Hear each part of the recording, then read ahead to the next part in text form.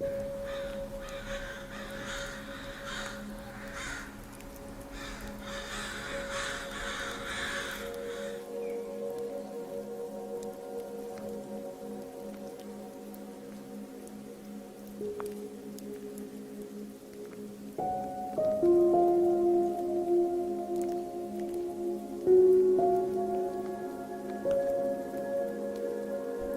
we start today's video, I'd like to take this opportunity to give a mention to Corey Mitchell. I'm sure that many of you watching this are familiar with who he is, but in case you're not, he was the one that wrote the book, Pure Murder, a book which documents this awful tragedy and provides us with many answers as well. Without the work that Corey Mitchell had put in, we really wouldn't know what we now know today about this case. My goal with this video series is to address some of the questions that I've had ever since I first learned about the murders. Although the criminals were brought to justice many years ago, there are still some unanswered questions about why this crime came to be. I won't be going into the details of what happened to the girls during the assault, nor the trial of the criminals. That information has already been covered before. However, I would like to share with you what I have learned about this case. I know that many of us still have questions about it. So without further ado, welcome to part 2 of 3.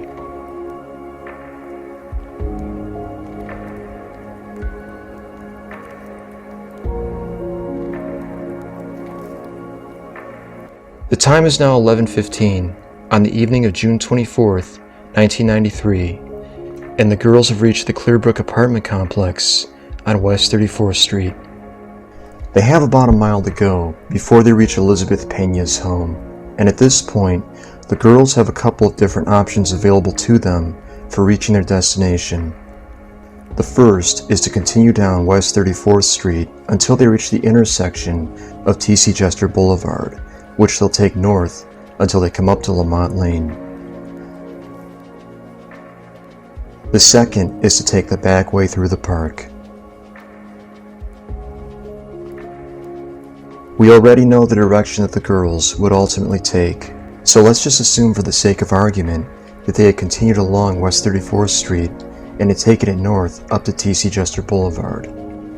I've done a fair bit of research into the crime levels of this area, and from what I've been able to piece together, this particular stretch of West 34th Street probably wouldn't have been considered to be extremely dangerous back in 1993. However, this part of Texas was experiencing issues with gangs, and criminal activities were on the rise back then. I think it's very fair to say that this would not have been a great place to be walking around at late at night, especially for two young girls. To further illustrate my point, I'm going to bring up a graph from crimegrade.org. This graph provides an interactive overhead view of the areas that experience the highest amounts of crime.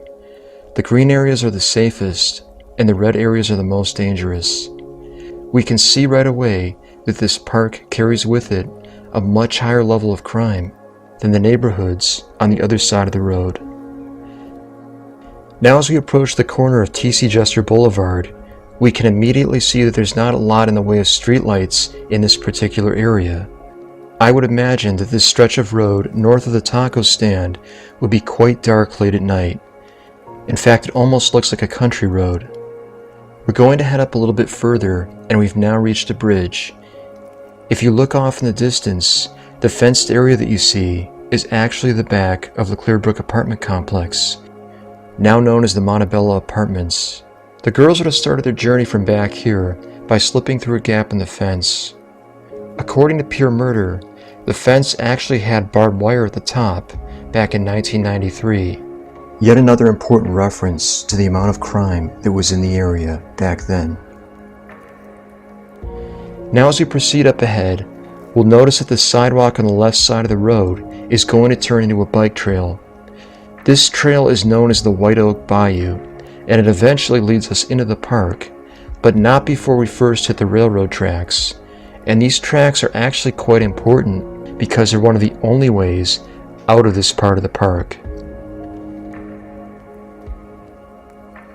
As we continue further ahead, we're going to see that the sidewalk now takes us into the park. There's also a sidewalk on the other side of the road, which you can use to go north, but let's just assume for the sake of argument that the girls had decided to walk through the park. It's a nice summer evening, we'll just take a stroll through the park over here, and if you look off to the right, you can see a hill that's on the west side of the bayou. This is very close to the area where the gang members were fighting each other at. However, this unfortunately pales in comparison with what I'm going to show you next.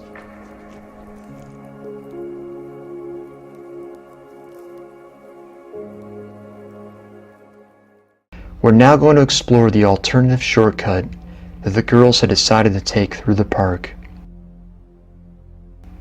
In order to access this shortcut, the girls would have had to walk all the way through to the back of the Clearbrook apartment complex.